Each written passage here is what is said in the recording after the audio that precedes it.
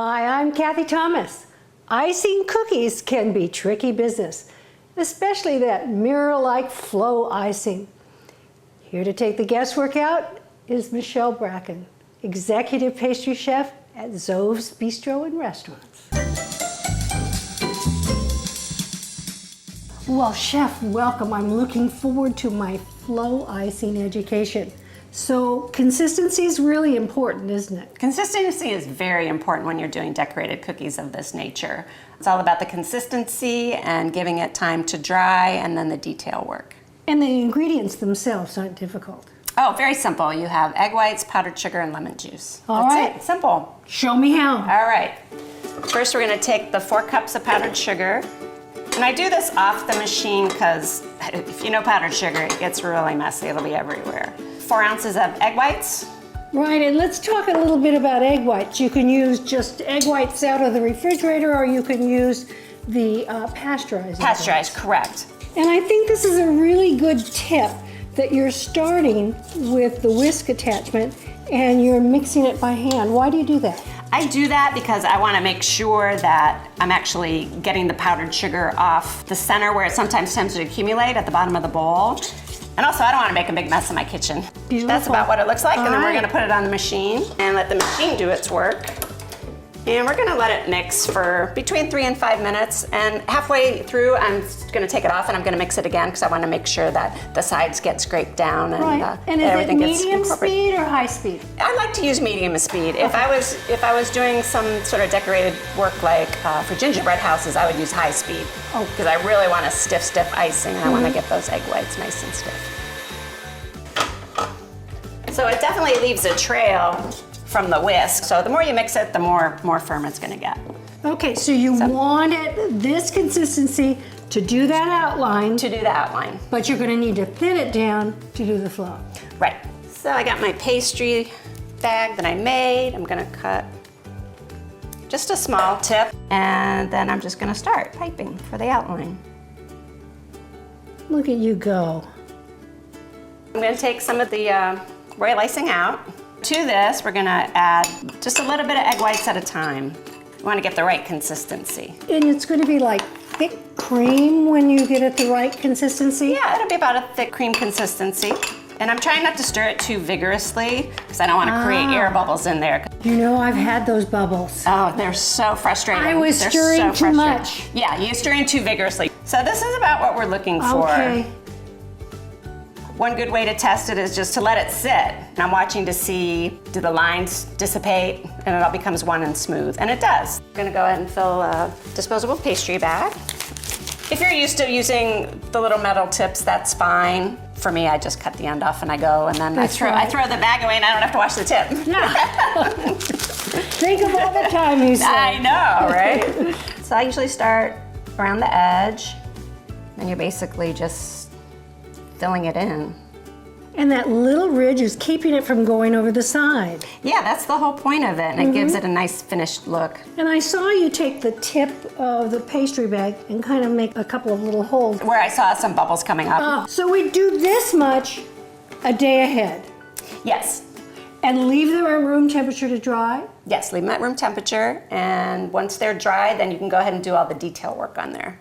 All right. I have my bags already made up with the different colors. We're just gonna go and give them a little eye detail. Then I'm just gonna do just a little design. Pretty. And then I do have some pastry bags with very stiff icing it because I'm gonna make little rosettes and I want them to stay looking like little rosettes. And I do have the little star tip. And the same with the orange. Looks easy when you do it, Michelle. It is easy. So we're gonna give him a little definition on his ears. And a little white tail. Cute as can be. I love the polka dot eggs.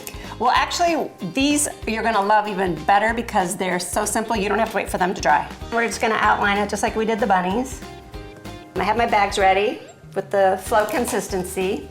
And I also have a bag of the white ready, which is also the same consistency as the pink, because you want them the same consistency to give us that polka dot finish. So I wanna make sure I have an even amount of icing. I don't want one part of the cookie to have way more icing than the other side. So now I'm gonna go ahead and make my polka dots. whatever size you want them to be is not the size where we're going to initially pipe them because they're going to get a little bit bigger. Now, what if I took a little toothpick and drug it through those polka dots? Would I make hearts? You could. That would be very cute. For Valentine's Day, I'm just thinking ahead. You could. Yes, you could. All right. So a little decorating with sanding sugar. Yeah, we're gonna do these last few eggs with some detail work and with some sanding sugar, give them a little bit of sparkle to it. These eggs dried overnight, a good 8 hours. Can be whatever you want. Make a couple double lines. And I'm gonna make some more double lines down here. And then maybe a squiggly at the top. Nice. And then pick it up. And we have the crystal sugar here, and you're just gonna sprinkle it over. Oh, and that's nice. then you have a little bit of detail work on the egg. Michelle, this has been so informative and fun at the same time. Good. Thank you so much. Thank you so much for having me. Here's a quick tip from Melissa's. Green salad takes on a delicious edge when pistachios, fresh strawberries, and feta come to the party. Let's start with 2 hearts of romaine. I've already got one in the bowl, and I like to kind of cut them in a zigzag pattern. It makes them just a better size for fitting on a fork. And this is going to go into the bowl. And along with that, we're going to want about 1/4 cup of fresh tarragon. Oh, and tarragon smells and tastes so delicious. It tastes a little bit like licorice. And then we want about 1/4 cup of fresh mint. And I tore the mint leaves into smaller pieces. So they're all ready to go. We want about 8 beautifully ripe strawberries, hulled and quartered. We'll give it a quick toss, just to redistribute things a little bit. Now for the vinaigrette. Easy as it can be. We'll start with some fresh lemon juice, about 1/4 cup, a pinch of salt. We want a couple of teaspoons of honey, about 2 teaspoons of minced shallots. Going to give that a good stir, and the acid helps that honey and that salt to dissolve. And in goes the extra virgin olive oil, again about 1/4 cup, and we're going to add it in a thin stream.